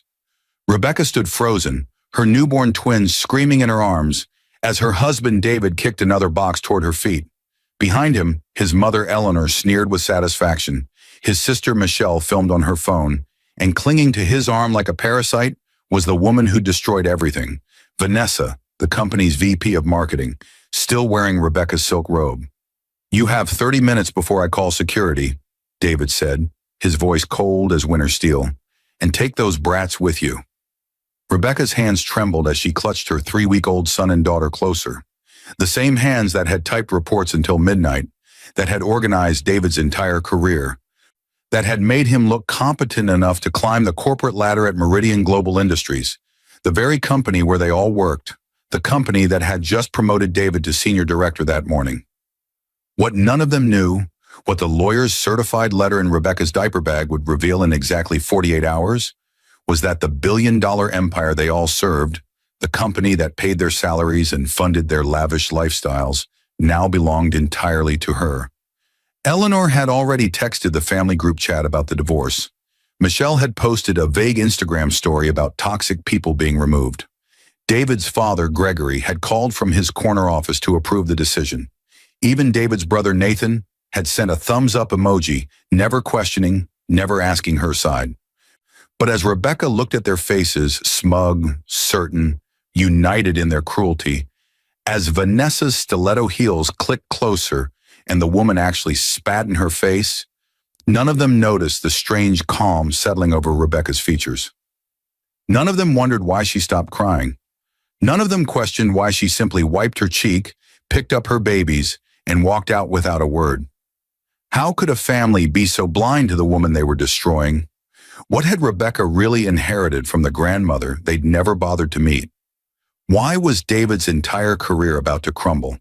And what would happen when the entire family discovered that the wife they'd thrown out with their newborn twins now owned every brick, every contract, every stock option, every career they'd ever built, and what she planned to do would crush them so thoroughly they'd never recover? The inheritance they never saw coming. The rain had started the moment Rebecca stepped onto the sidewalk, as if the universe itself was weeping for her humiliation. She held Logan in her left arm and Lily in her right, their impossibly small bodies wrapped in blankets that were already getting damp. The diaper bag hung awkwardly from her elbow, growing heavier with each step. 3 weeks ago, she'd given birth to twins via emergency C-section. Her incision still ached. Her body still leaked and ached in ways the pregnancy books never mentioned. She'd barely slept more than 2 hours at a time since the babies arrived, and now she was homeless. Rebecca flagged down a taxi with the desperation of a woman who just lost everything. The driver, an older man with kind eyes, took one look at her, disheveled, crying, clutching 2 newborns, and didn't ask questions. He just helped her load the few boxes David had deigned to throw out after her, and drove to the only place she could think of, the extended stay motel on Route 7, where rooms rented by the week, and no one asked why a woman arrived with twins and tear-stained cheeks. The room smelled like industrial cleaner and old cigarettes. The wallpaper was peeling near the bathroom. The air conditioner rattled like it was dying, but it was hers, for now. Rebecca laid the twins on the bed, building a fortress of pillows around them, and finally let herself collapse. Not cry. She was too exhausted for tears now. Just collapse into the reality of what had happened. 4 years earlier, Rebecca had met David at Meridian Global's annual charity gala. She'd been 26, newly hired as a junior analyst in the finance department, wearing a dress she'd saved 3 months to afford. He'd been 31, charming, ambitious, working in business development with the kind of confidence that made people believe he was destined for greatness. "You're too smart to be stuck in finance," he told her that night, his hand on her lower back as they danced. "You should be running the company." She'd laughed, flattered by the attention of someone so polished, so sure of himself. David came from money, not billions, but enough that he'd never worried about making rent or choosing between groceries and gas. His family had connections, legacy admissions to good schools, vacation homes they called the Lake House and the Ski Lodge. Rebecca had grown up in foster care. She'd put herself through community college, then state university, working 3 jobs and graduating with honors because education was her only way out. She'd learned early that people like David didn't usually notice people like her, unless she made herself invaluable. So she did. She helped David with his presentations, making his ideas sharper, his data cleaner. She proofread his reports at midnight, attended his networking dinners, played the role of supportive girlfriend who made him look good.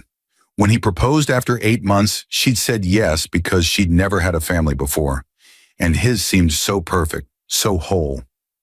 Eleanor had smiled at the engagement party while whispering to her bridge club friends that David could have done better. Michelle had asked if Rebecca was pregnant, then seemed disappointed when she wasn't. Gregory had given David a firm handshake and told him, "Just make sure she signs a prenup." There was no prenup. David had been insulted by the suggestion. "You're going to be my wife," he'd said. "We're a team." Rebecca had believed him. The company they all served. Meridian Global Industries was a behemoth, a diversified holding company with subsidiaries in technology, real estate, manufacturing, and retail. Founded in 1952 by Thomas Meridian, it had grown from a single textile factory to a multi-billion-dollar empire spanning 14 countries. David worked in the Strategic Partnerships Division. Eleanor was a consultant for their HR department. Gregory held a senior position in commercial real estate. Michelle did social media marketing for their consumer brands. Even Nathan, the family's black sheep, worked in their warehouse distribution center. The entire family drew their income, their status, their country club memberships, and luxury cars from Meridian Global. When people asked what they did, they said it with pride. "I work at Meridian." Rebecca worked there too in the data analytics department. After marrying David, she'd been promoted twice, though Eleanor constantly insinuated she'd only advanced because of her connection to the family. The truth was the opposite. Rebecca worked harder than anyone, staying late, volunteering for impossible projects, proving herself again and again. She'd never told anyone at Meridian about her grandmother, the grandmother they never met. Vivian Meridian had been a ghost in Rebecca's life for 26 years. Rebecca's mother, Catherine, had been Vivian's only child, the product of a brief, passionate affair with a married man. Vivian had raised Catherine alone, pouring her energy into building a business empire while her daughter grew up feeling neglected, invisible, second to board meetings and acquisition deals. Catherine had rebelled by getting pregnant at 17 with a man she barely knew. When she died of an overdose when Rebecca was 2, Vivian had made what she considered the practical choice. She'd placed her granddaughter in foster care. "I'm building an empire," Vivian had told her lawyer. "I can't raise another child. I failed the first time." Rebecca had grown up knowing her grandmother existed but had never met her, never received a birthday card, never got an explanation for why she wasn't wanted. The social workers had explained that sometimes families couldn't cope, that it wasn't personal, that Rebecca should focus on her future. So she had. She'd built herself from nothing, asking for nothing, expecting nothing. Until 3 weeks ago, when a lawyer named Arthur Whitmore had appeared at the hospital room where Rebecca was recovering from her C-section. The letter that changed everything. "Mrs. Rebecca Thompson," Arthur had said, adjusting his wire-rimmed glasses, "I represent the estate of Vivian Meridian. I'm very sorry for your loss." Rebecca had been groggy from medication, trying to breastfeed 2 crying newborns. "I don't understand. Your grandmother passed away 6 weeks ago. I've been searching for you since then. She left very specific instructions in her will." David had been in the cafeteria, complaining about the hospital coffee. Eleanor and Michelle had gone home, saying the babies looked a bit yellow and they didn't want to catch anything. So Rebecca had been alone when Arthur explained. Vivian Meridian had spent her final years watching from a distance. She'd hired investigators to track Rebecca's life, her education, her marriage, her career. She'd seen how hard Rebecca worked, how David's family treated her, how she'd built herself despite having nothing. And Vivian had felt something she hadn't felt in decades: regret. She wanted to reach out, Arthur explained, but she was afraid. Afraid you'd reject her. Afraid it was too late. Afraid she didn't deserve forgiveness. So she did the only thing she knew how to do. She built you a legacy. The will was 187 pages long. The summary was simple. Rebecca now owned 100% of Meridian Global Industries, along with all subsidiaries, properties, assets, and trusts. The company her entire husband's family worked for, the empire they'd spent their careers serving, belonged entirely to her. The inheritance was structured to transfer legally in 60 days, giving Rebecca time to recover from childbirth and make arrangements. Until then, it was confidential, locked behind legal documents and non-disclosure agreements. "Don't tell anyone," Arthur had warned. "Not yet. People change when money's involved. Wait until the transfer is complete and you've had time to understand what you're inheriting." Rebecca had nodded, overwhelmed, unable to process what it meant. That had been 3 weeks ago. Today, 57 days later, she was 3 days from taking control of everything. The day everything fell apart. Rebecca had suspected David was cheating for 2 months. The late nights at the office, the new cologne, the way he flinched when she touched his phone. But she'd just had twins. Her body was wrecked. She was leaking milk and bleeding and hadn't slept more than 90 minutes at a stretch. She'd convinced herself she was paranoid, that marriage was hard, that new parenthood strained everyone. Then this morning, she'd found Vanessa's earring in their bed. Not under the bed, not on the floor. In the bed, tangled in the sheets where Rebecca had been sleeping beside her husband while he texted another woman. She'd confronted David in the kitchen while Eleanor was visiting, while Michelle was upstairs posting Instagram stories, while the twins screamed in their bassinets. "You're being hysterical," David had said calmly, like he was addressing a confused child. "Vanessa is my colleague. That earring could have fallen out of her bag during a work meeting." "A work meeting in our bedroom?" Eleanor had stepped between them. "Rebecca, you've been impossible since the babies arrived. You're emotional, you're exhausted, you're clearly not thinking straight. My son has been nothing but patient with you." "Patient?" Rebecca had laughed, a sound like breaking glass. "I do everything. I cook, I clean. I take care of your grandchildren while he's out screwing his coworker." "How dare you speak to me that way?" Eleanor's face had flushed crimson. "After everything this family has done for you? You come from nothing. You have nothing. You are nothing without us." That's when Michelle had appeared, phone already recording. "This is insane. She's having a psychotic break." That's when Gregory had called, approving David's decision to handle the situation.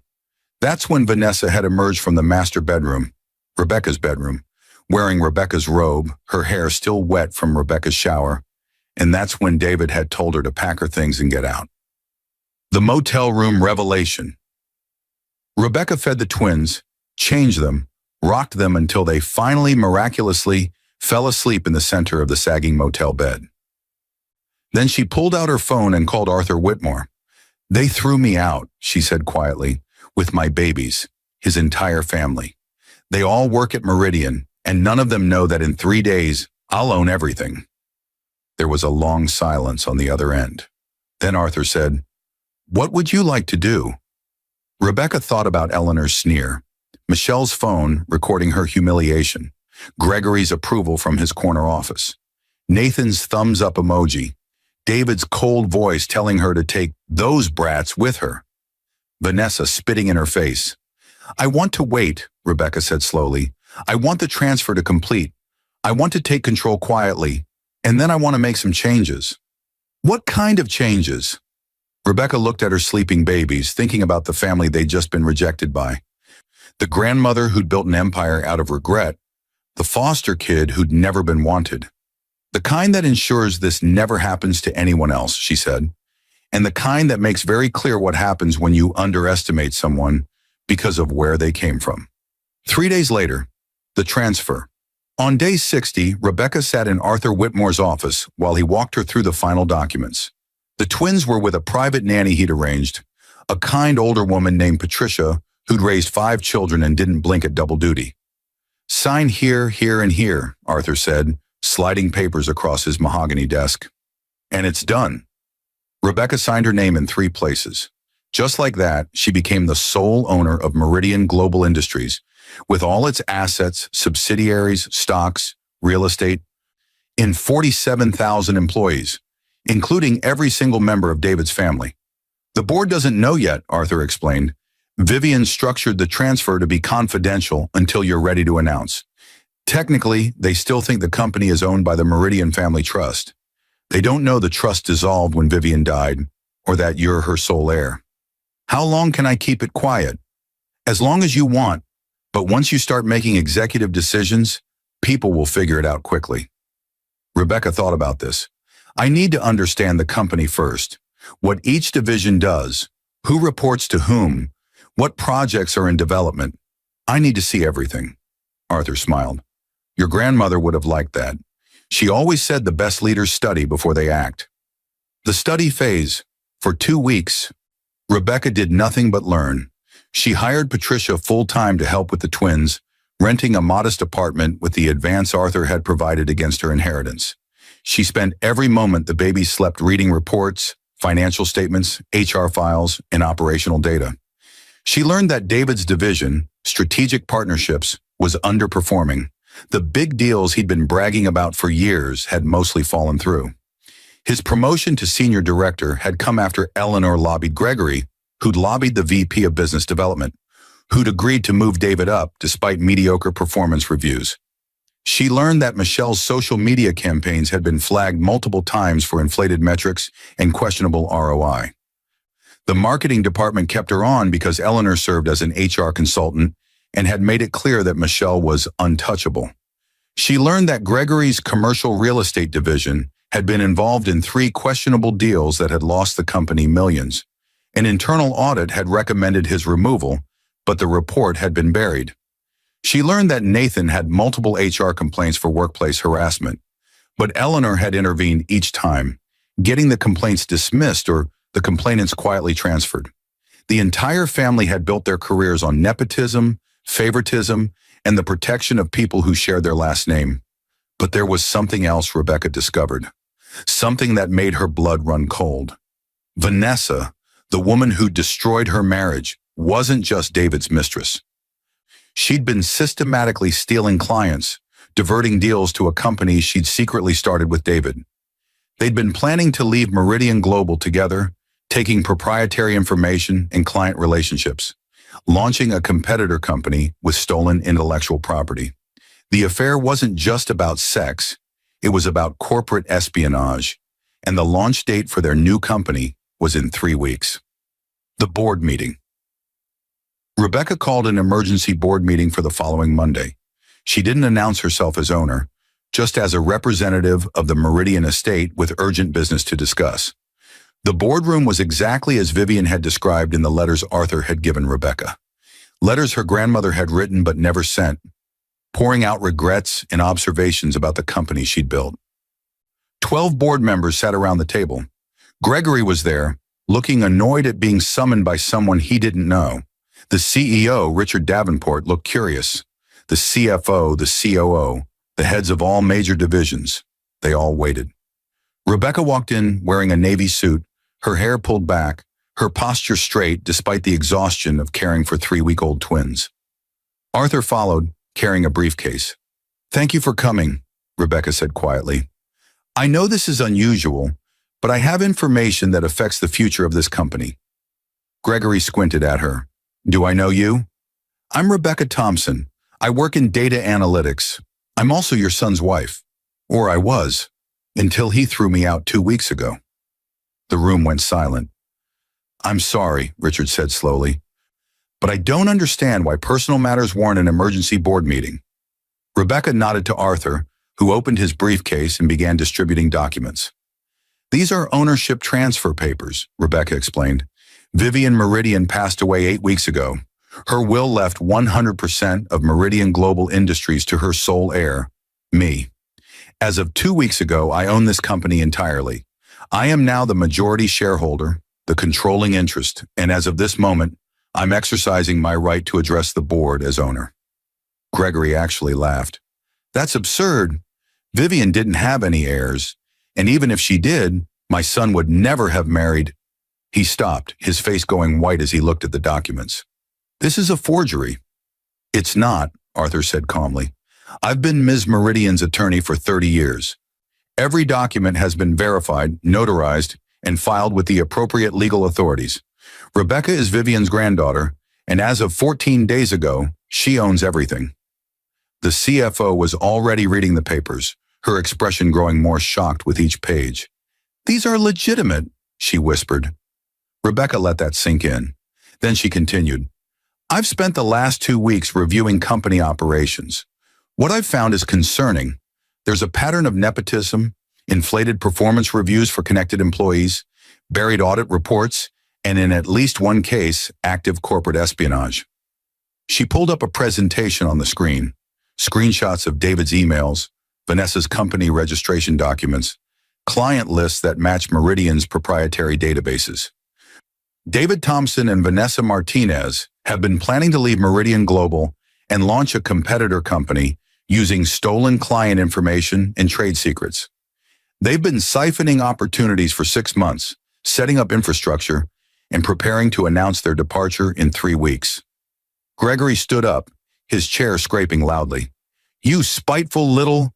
This is revenge because my son left you. Your son didn't leave me, Rebecca said quietly.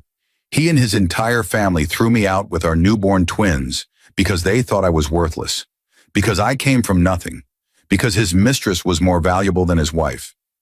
She looked around the table, meeting each board member's eyes.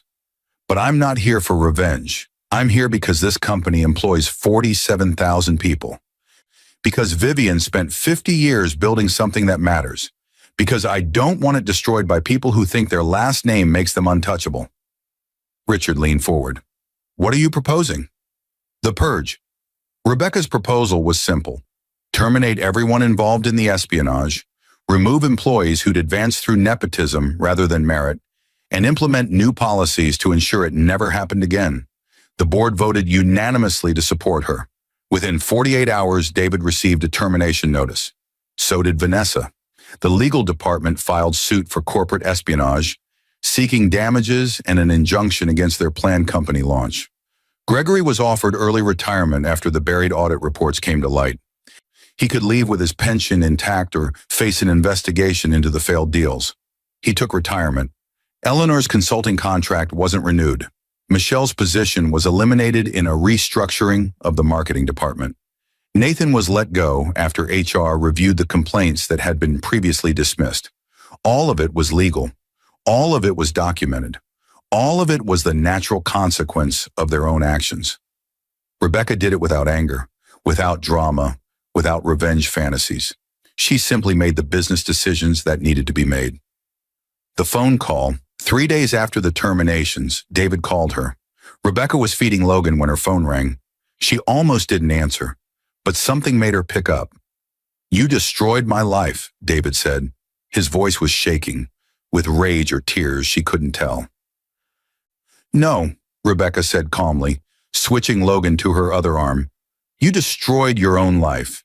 I just stopped protecting you from the consequences. We're family. How could you do this to family? Rebecca laughed, a real laugh this time, not the broken sound from 2 weeks ago. Family? Your mother called me nothing. Your sister filmed my humiliation for Instagram. Your father approved throwing me out while I was still bleeding from childbirth. Your brother sent a thumbs up emoji. And you? You brought your mistress into our bed, kicked me and our newborn children onto the street, and were planning to steal from the company to fund your affair. I loved you. You loved what I did for you. The reports I edited, the presentations I fixed, the way I made you look competent. You loved having someone beneath you, someone from nothing, someone who'd be grateful for whatever scraps you threw her. That's not, I never... He couldn't finish. The espionage lawsuit will probably bankrupt you, Rebecca continued. The non-compete clause in your contract means you can't work in the industry for 2 years. Vanessa's already been offered immunity if she testifies against you, and from what my lawyers tell me, she's considering it. Your family's reputation is destroyed, and you did all of it to yourselves. Please, David said, and now he was definitely crying. Please, Rebecca, I'm sorry, I'll do anything. Just the twins. They're my children. Don't take them from me. Rebecca looked at Logan, his impossibly tiny fingers wrapped around her thumb as he drank. You told me to take those brats with me, she said softly. Those were your words. Not our children, not my son and daughter. Brats, like they were garbage you were throwing out. I was angry. I didn't mean. You meant every word, and now you'll live with them. She hung up. 6 months later, Rebecca stood in her new office, Vivian's old office, on the top floor of Meridian Tower. The twins were in the company's newly expanded daycare center, a facility Rebecca had funded specifically for working parents. Patricia was there too, transitioning into a role as the center's director. The company had changed in 6 months. Rebecca had promoted based on merit, implemented transparent review processes, created mentorship programs for employees from disadvantaged backgrounds. She divested from subsidiaries that didn't align with her values and invested in the sustainable technologies. Profit margins were up. Employee satisfaction scores had reached record highs. 3 major publications had written about the mysterious new owner who was revolutionizing corporate culture. Rebecca had hired a PR firm to manage her image. But she'd been clear, no puff pieces, no sympathy stories about the abandoned wife. She wanted to be known for what she built, not what she'd survived. She'd also hired a team of investigators to find other children in foster care who might have family looking for them. She'd created a foundation to help reunite families, to prevent what had happened to her from happening to others. On her desk was a photo of Vivian, one she'd found in the estate files, showing her grandmother at 40, standing in front of the original Meridian factory. She looked tired but determined, building an empire because she didn't know how else to make things right. "I wish I'd known you," Rebecca whispered to the photo. "I wish you'd let me." But she understood now. Sometimes people who'd been hurt deeply didn't know how to reach out. They built walls, built empires, built anything except the relationships that mattered. Rebecca was determined to be different. Her phone buzzed. A text from the lawyer handling David's case. Vanessa testified. "She's taking the immunity deal. Trial should wrap up within a month." Rebecca put the phone down and walked to the window. 47 stories below, people hurried through their lives, unaware that the woman watching them had once been exactly like them. Invisible, struggling, fighting to matter. The difference was she'd never forgotten what that felt like, and she never would. The final confrontation. Eleanor showed up at Meridian Tower unannounced 8 months after everything fell apart. Security called Rebecca's office, asking if they should remove her. "Send her up," Rebecca said. Eleanor looked smaller somehow, diminished by the loss of status and certainty. She walked into Rebecca's office looking around like she couldn't quite believe it was real. "You won," Eleanor said. "Are you happy now?" Rebecca studied the woman who'd called her nothing, who'd sneered at her pain, who'd celebrated her exile. "I'm not happy you're suffering," Rebecca said honestly, "but I'm happy I'm no longer at your mercy. There's a difference. David's bankrupt. The lawsuit is about corporate espionage. Your son and his mistress stole from this company. They would have destroyed thousands of jobs to fund their affair. The legal consequences are appropriate." "He's my child," Eleanor whispered. "How can I make you understand? He's my child." Rebecca thought about Logan and Lily, asleep in the daycare center 3 floors below. "I understand perfectly," she said quietly, "which is why I understand how you should have treated me. The mother of your grandchildren, the woman your son vowed to cherish. If you'd seen me as someone's child, someone who deserved basic dignity, none of this would have happened. You're punishing us for being human, for making mistakes."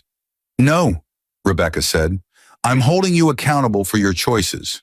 There's a difference between making mistakes and building your entire life on cruelty and privilege."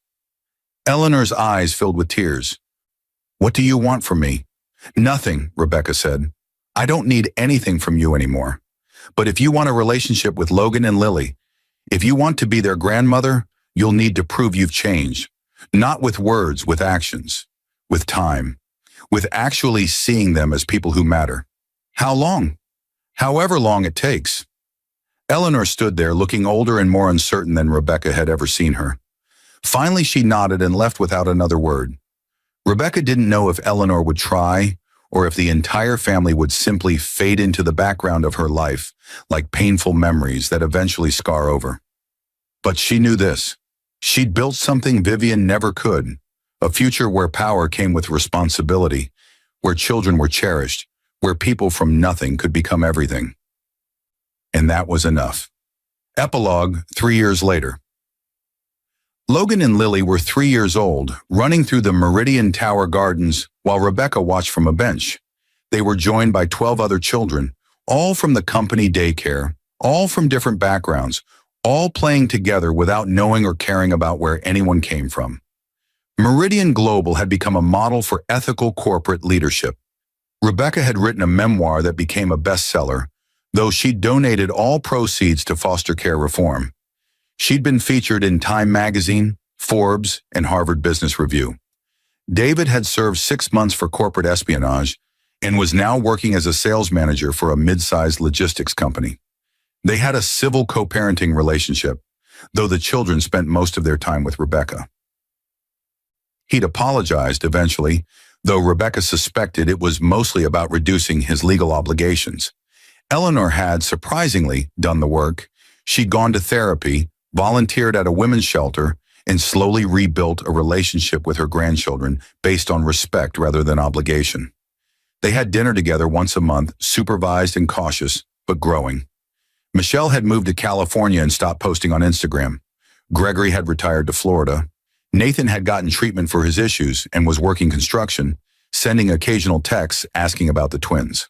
Vanessa had disappeared entirely. Rumors said she'd moved abroad. But Rebecca didn't think about them much anymore.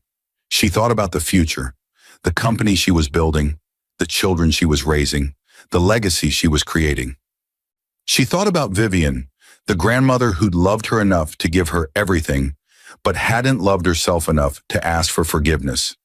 And she thought about the woman she'd been 8 months ago, standing on a rainy sidewalk with 2 newborns, holding everything she owned in 3 cardboard boxes. That woman had been broken, humiliated, thrown away. But she'd also been stronger than anyone knew, including herself. Logan ran over, his face covered in dirt, holding a dandelion. "Mama, for you!" Rebecca took the weed flower and smiled. "Thank you, baby. It's perfect." And it was. Imperfect, unexpected, beautiful precisely because it grew in places no one expected anything to bloom. Just like her. Just like the empire she'd inherited and transformed. Just like the life she'd built from nothing for her children who would never know what it meant to be thrown away. That was her revenge, she realized, not the lawsuits or the terminations or the public humiliation of the family who destroyed her. Her revenge was being happy. Her revenge was thriving. Her revenge was building something so beautiful, so lasting, so meaningful, that everyone who'd called her nothing would spend the rest of their lives knowing exactly what they'd lost. And that crushed them far more thoroughly than any punishment she could have invented. Forever.